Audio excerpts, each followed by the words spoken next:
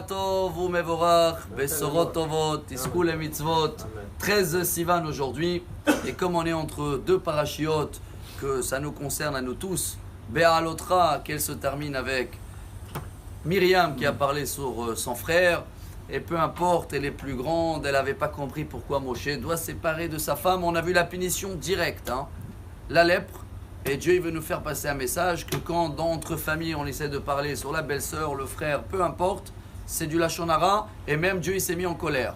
Et la paracha de la semaine, Shelach Lecha, commence avec, pareil, Lachon Hara, 12 des chefs du peuple d'Israël, ils vont aller ici en Israël, et 10 sur 12 vont parler du mal. Chers amis, il n'y a que 2 qui ont été sauvés. Vous connaissez, c'est la Torah qu'elle raconte. C'est qui? Yoshua bin Nun et Kalev ben Yefune. Un, c'est l'origine, Yoshua bin Nun, il vient de Yosef, et Kalev ben Yefune, il vient de Yehuda. Rabotai, j'ai une très bonne nouvelle pour chacun de nous que ça le concerne. Si ça existe dans notre famille, qu'on parle des fois sur le frère et la belle-sœur, eh ben, on a une chance à réparer ça. Parce que si ça n'existe pas dans la famille, quelqu'un va me dire non, ça n'existe pas, on va tomber dans le piège.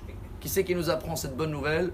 Le Al-Shich HaKadosh. Rabbi Moshe Al-Shich était de la même génération de Harizal à Tzfat. Il est décédé dans l'année 1600, donc il y a 419 ans en arrière. Et lui nous apprend une révolution, chers amis. Comme Yehoshua et Kalev, leur arrière-grand-père, Yosef et Yehuda, ils ont déjà parlé entre eux de la Lachon Hara. Vous vous rappelez? Yosef, il est venu dire à son père, regarde qu'est-ce qu'ils font les frères. Vayave Yosef et dibatam ra'a et laviem. Et Yehuda, pareil. Lui aussi, il est venu voir son père avec... ils ont trafiqué la tunique, comme ça on appelle ça en français. Et ils l'ont mis avec le sang. Et il est venu voir son père. Hakerna, c'est ton fils. Les 2, ils n'ont pas fait attention dans ce qu'ils disent dans leur bouche. Et bien justement, leur descendance, c'est les seuls qui n'ont pas fauté. Comme ils connaissaient l'erreur, que ça existe dans notre famille, c'est dans le sang qu'ils avaient l'habitude de parler entre eux, ils ont compris le message. Mais tous les autres qui étaient détentes, apparemment il n'y a pas eu d'histoire dans leur famille, ils ont tombé dans le piège. Donc le message d'aujourd'hui est très clair.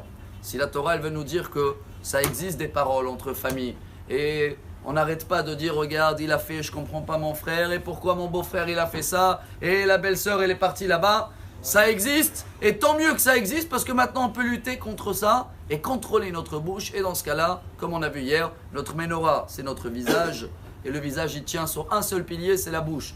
Quand la bouche est contrôlée, toutes les lumières, ils sont clairs. Alors à nous de jouer cette semaine, on ne parle plus dans la famille, aucune histoire, on va pouvoir faire comme Yehoshua et Kalev, et comme ça, Bezrat Hashem, très très vite, on va voir la lumière à l'intérieur et la lumière à l'extérieur jusqu'à la venue de Mashiach. Shavua Tov, Umevorach, Amar Rabbi Elazar, Amar Rabbi Hanina, Talmidei Chachamim Aviv Shalom Ba'olam, שנאמר ויאכלו בנייך לימודי אדוני ורב שלום בנייך אל תקרא בנייך אל עוונייך יהי שלום מחילך שלווה בארמנותייך למען החי ורע ידבר על השלום